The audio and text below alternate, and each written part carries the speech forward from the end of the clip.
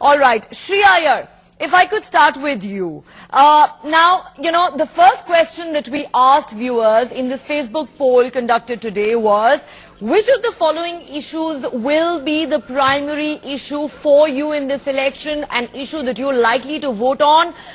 30%, almost 31% said jobs, 2.6% said demonetization, almost 13% said farmers, and a whopping 54% said national security. Now, we must issue a health warning right at the start of the show. We are not claiming that this poll is representative of all of India.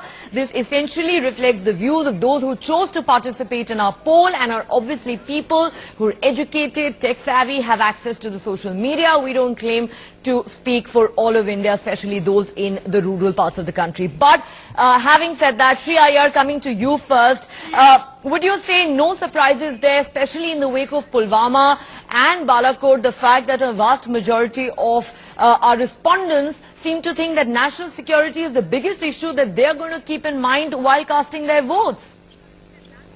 That is not surprising. The high number about jobs. See, this is one of those tricky questions where it's really difficult to say how many people are without jobs, because it is more and more becoming apparent that consulting has become like a mainline profession. You speak to many people in the services industry, they're all consultants. And I have spoken about this in another show on NewsX, where I said that I see people doing multiple professions. Almost all of them are cash-based businesses, so it doesn't really get counted as employment. So, such things could fall through the crack and make it look as if the situation is worse than it actually is. There is one thing that the government should have done or could have done, which is to try and see if the growth can be faster than the 7%. For India's population rate, you need the growth at 10 to 12% in order to have the jobs keep up with the number of people entering the workforce. Now, to do that would have required some more radical efforts. For example, fiscal policy, they could have given a tax holiday for 2-3 years and tried to see if that would bring money into the banking. Because remember, some of your biggest problems today are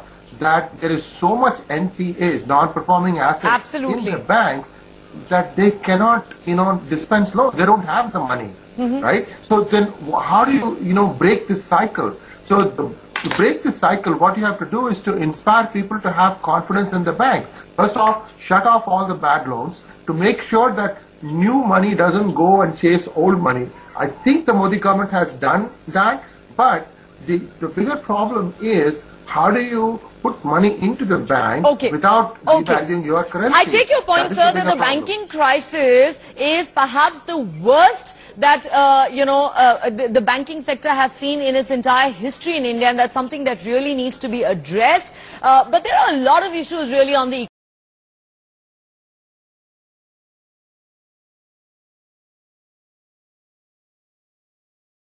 go across straight to my panel. Shri Iyer, starting with you. Sir, 67% of the respondents said Ram Mandir is not an issue for us anymore. Let's face it, sir, Babri Masjid happened in the early 90s. And, 65% of our population is under the age of 35. These are young people who care about jobs, who care about financial security, who care about economic growth. The question they're asking is, what can the next government do for us? Therefore, can the next government do for us?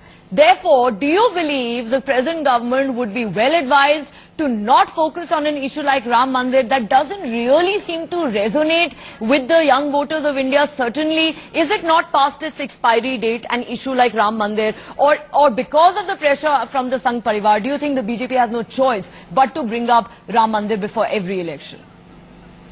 No, I disagree. Ram Mandir will be something that the government, whichever government it is, has to find a lasting solution to.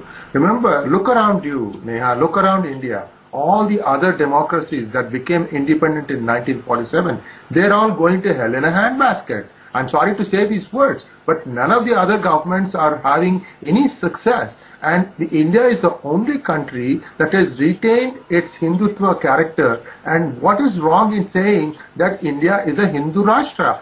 You need that. Let's remind ourselves of the constitution of this country, which makes it very clear that we are a secular nation. The constitution does not call us a Hindu Rashtra. And till the time we believe that we are going to abide by the constitution of India, I don't think any of us have the right to give the country a label like Hindu Rashtra. Let's be very clear about that. But coming back to the Ram Mandir issue, you may be entitled to your views, sir, but I have to politely and respectfully disagree with you there. When you call India a Hindu Rashtra, I have to disagree with you and I have to remind you of the Constitution of India. However, very quickly, sir, before I go across to the rest of the panel, the question I'm asking you is, what makes you think that an issue like Ram Mandir still resonates with the voters of this country? And two, there are many who say the BJP has been in power for 5 years, they've done nothing about it. Come election time and they rake up the issue. Look, the BJP tried to take the court route. And it took time, and the court doesn't want to rule on it, so they keep kicking the can down the road. What is the BJP to do? There are other options in front of BJP that they did not take the more drastic option of, like, say, passing the ordinance. Okay, they're waiting for the court verdict.